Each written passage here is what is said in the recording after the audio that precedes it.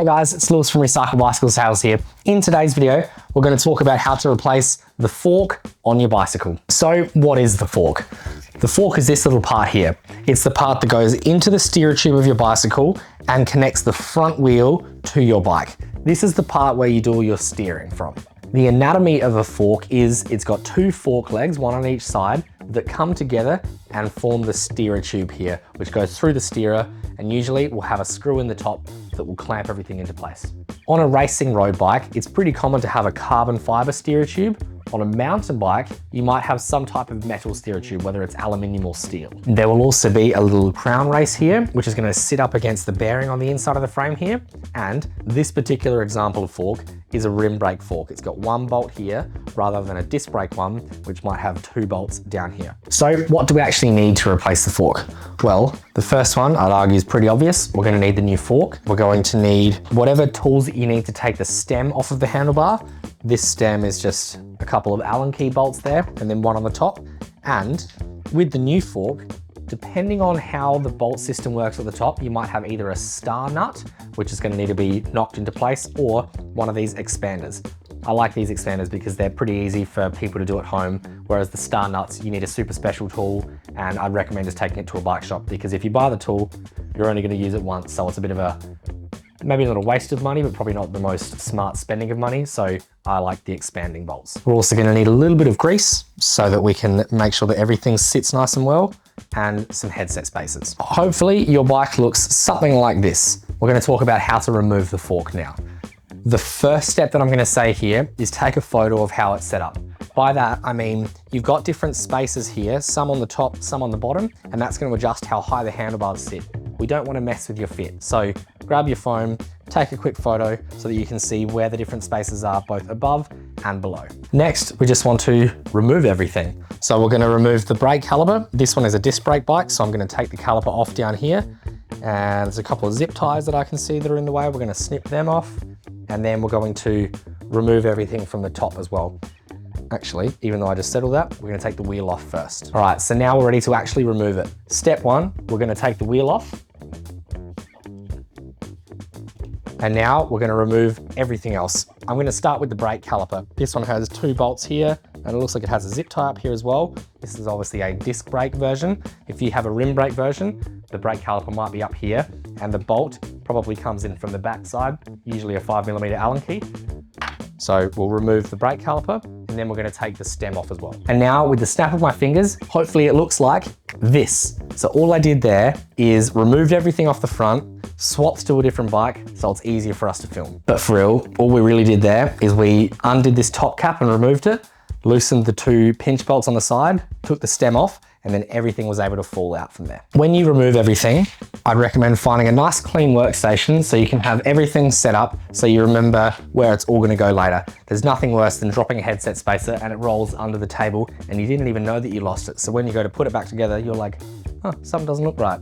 It's because you lost something and you didn't put it in a safe spot. All times, you've got a bearing that'll sit in the bottom and then a bearing and some different spaces that sit on top. Try and just take a mental image of where they sat and what order they sat in, because we're going to need to use them again later. So all I'm doing here is I'm just giving it a good clean around all throughout where the bearings are going to sit. This is probably very greasy, so it might be messy. So I recommend using a dirty rag. You don't want to use a brand new rag for this, unless you've got heaps of brand new rags, but you're just going to kill that rag. I should have said this earlier, but I'm going to put some gloves on because I don't want to be eating grease out of my fingers when I'm sitting down for lunch later. Chances are, if you're putting a brand new fork in, the steer tube that we have here is probably quite long, so we've got to trim quite a bit off. That's what we're going to do now. We're going to work out how much we need to trim off. We'll talk about how to do it in a second, but we're just going to measure it for now. The way that I like to measure it is all of the different headset bearings and spacers and races and all this sort of stuff. We're going to put all of that on now. It doesn't need to be greased up. We can do it dry because we're just going to measure it. So we've got the bottom headset bearing that's going to sit there. I'm going to sit it on the fork to make it easier for myself. Top headset bearing is going to sit in the top. We've got our little pieces here and the top cap there. Now I'm going to put the fork through, line everything up so it goes through. Cool, put that all the way through. And hopefully we took a photo before of how the spaces are set up. we didn't bother with this Cervelo S5 because I wanted to show you what I'm going to do. If, for example, we wanted to set this bike up with the stem as low as it can go, I would say dumped or slammed, then I'm going to grab my little Allen key, quickly just nip it up a little bit, just so it's not going to slip out of place. Oh, it doesn't have to be tight, just a little bit so it's not going to fall out of place. And now, for the purpose of this video, we're going to say, let's imagine we want to cut off this top section here, because otherwise we won't be able to tighten it down and get good compression onto the two bearings here. What I like to do is grab some sort of prick or spike, or maybe like a Stanley knife or something like that. And we're just going to put a little mark, a little scratch right on the top of where we want I suppose it to be cut. So we'll just line that up, and I can see that there's a little scratch on there. It's not super deep, but it's enough that when I pull it apart, I'll be able to see it. We're not going to cut on that line though. That's just going to be a guide that we can look at in just a moment. Cool, right, let's pull it apart and we'll have a closer look. So I'm not sure if we can see, but we've got a tiny little line that I've scratched on here. This is the guide line. What we want to do is cut about 5 mil lower than that, because then when we tighten everything up, it's all going to compress into place. So yeah, I suppose there's the line. And then when we line up our little hacksaw, we're going to go 5 mil lower than that. I feel like this goes without saying, but I'm going to say it anyway so that it's been said. This is the sort of thing you want to measure twice and cut once. Once it's cut, that's it. No ifs, buts, or maybes. It is now cut. So if you cut it way too low, either it won't fit in the bike properly, or you're going to have to run a really aggressive low fit that you weren't thinking of doing before. So once we've got our line, this is how you would cut it. Again, this is a tool that you're probably not really going to use all that often, so taking it to a bike shop is probably a good idea. If you say to them, here's the line, can you please cut it there? Then I'm sure they're happy to help out, but otherwise this is just a pipe cutter, I suppose. It's just going to hold it in place for me. So I can see straight down there with my hacksaw that the line is pretty much there, but I'm going to cut it just a little bit lower, like that 5 mil lower, so we can get good compression on it. And I can just tighten it up. Oh, I've slid way further. Anyway, you get what I'm saying here. That's just going to hold it in place. And then we're going to use our hacksaw to simply just cut straight through. We want it to be as perfect of a straight line as it can be. A bit like that. So once you've taken it out of the pipe cutter and you reckon the line's about as perfect as it can be, you need to sandpaper down the edges so that there's no little sort of shards that are coming off and it's a nice clean line. This is especially important if it's carbon fiber. A little bit less important if it's metal, but I'd still recommend doing it anyway. You just want to sort of sandpaper down the edges, both on the outside of the cylinder and also on the inside as well. Because if carbon fiber splinters, it can eventually work its way down through the weave. So this bit is pretty important. And now you're ready to fit it back into the bike. And oops, you've cut it too short. Time to buy a new fork again. This is the point where we're going to install the crown race and the star nut or expander, whatever we're going to end up using on the top. The crown race is a little piece of metal that will sit on the bottom of the fork that's touching up against the headset bearing here, rather than it resting right on the carbon fiber. Not every bike has this. I think a lot of the newer, fancy, expensive bikes have it kind of built in, but there should hopefully be something nice and flush there that can sit up against the bearing. And we're also going to install the star nut or expander or whatever we're using here. The star nut is, I guess, as the name would state, it's a nut in the shape of a star. It looks just like this, and it's just going to simply push its way into the fork and it won't be able to come back up just because of the way that it's designed. Whereas an expander looks like this. As I tighten this top bolt, we'll put it into the fork, and then as we tighten the top bolt, it's going to open up, and that's going to stop it from being able to slide up or slide down. For what it's worth, my recommendation here would be maybe take it to a local bike shop to get this part done, because it has to be done absolutely perfectly, and it definitely helps if you've got the right tool for the job, and hopefully they already have the right tool for the job. The crown race tool and the star nut tool are incredibly specific and a little bit expensive as well. So unless you're planning on opening up a bike shop, I wouldn't really bother buying one, to be honest. And now we're ready to do our final test fit, because our crown race and our star nut or expander are fitted, so we're all ready to go. I'm just gonna do one more dry fit before I do any grease to make sure that everything lines up exactly how I want it to be, which I'm pretty lucky this one does. Once you've installed the fork, you can put the stem on, and now we're gonna check that it's the right fit. If we had a very small spacer like this one here on this particular example, notice how you can still see the steerer tube poking out over the top of that headset spacer.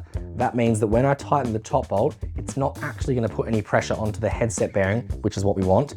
It's gonna put pressure onto the steerer tube, which we don't want. So instead of doing a tiny little 5mm spacer or whatever that is, I would be grabbing a slightly taller spacer so that there's a little bit of room for it to all squeeze down into place. This is why I was scratching the line in it before where I was gonna cut, and I said go a tiny bit lower than that because we wanna have a little bit of room to bite down into. Now that we've done our dry fit, we can do our final fit, and we're gonna put some grease in here now. I'm gonna grease where the bearing is gonna sit, generous with it.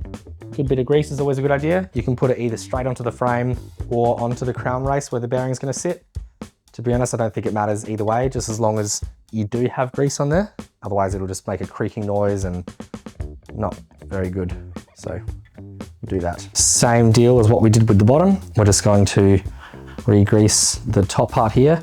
You can choose to use your finger to put this in, but because I am a professional, I have a little tool here that I found in the bin, which looks a little bit like a finger, and it works quite well. Top headset bearing, the little split piece there, and then this one has a tiny little spacer on the top so that the top cap doesn't rub on it. Line everything up. Come on, there we go. Yep, all the way in. Stem how we wanted it, the correct size spacer, whether it's a spacer on top or if it's straight down onto the steerer tube, and then top cap.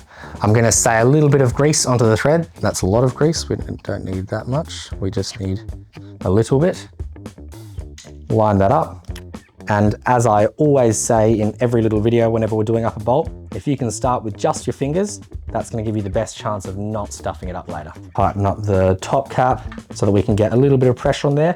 Don't ramp it on, just a little bit of pressure. And then this would be a good point to put the wheel in and make sure that we're gonna line it up nice and straight. And now that you've got your stem back on, hopefully your bike looks a little bit like this. We're gonna put the wheel in. Now notice that I've put the front wheel in before tightening up the 2 pinch bolts. I've done that on purpose because now I'm gonna take the bike out of the work stand, put it on the floor, and make sure that I'm lining the stem up perfectly straight with the wheel. With the bike out of the work stand, I like to stand over it, and my little trick that I've learned over the years to be able to hold the front wheel straight, because now the handlebars are able to spin freely, is I wrap my foot and my shin around the front wheel so that the wheel can't move anywhere. And now I can adjust the handlebars to wherever it sort of needs to go. So I'm just going to try and straighten it up a little bit and make sure this is as tight as we want it to be, which it's tight enough, I'm happy with that. And then balance the 2 pinch bolts. Tighten up one a bit, tighten up the other a bit, and then go back to the first, to the second, to the first. Now that I'm happy and everything's nice and tight, I'm just gonna sort of shake everything into place, give it a good bit of movement here because I'd rather it mess up here while I'm in the workshop than out on the test ride. And once I reckon that everything feels as good as it can be, now I'm gonna check the headset. I think I've spoken about the headset in about 100 videos now. We've got one further back about how to tighten your headset. That might be a cool one to check, but I'm just gonna grab the front brake, try and rock the bike back and forth while holding onto the frame and the spaces up there and make sure that there's no wiggle room. Test ride went well, no issues to report, all came up really well. Congratulations, you've replaced the fork on your bicycle. If you reckon there's any steps that we might have missed or perhaps something that you've done when you replaced your fork, let us know in the comments below. I'd love to hear about it. Otherwise, I'm gonna say thanks for watching and we'll see you in the next video. See you guys.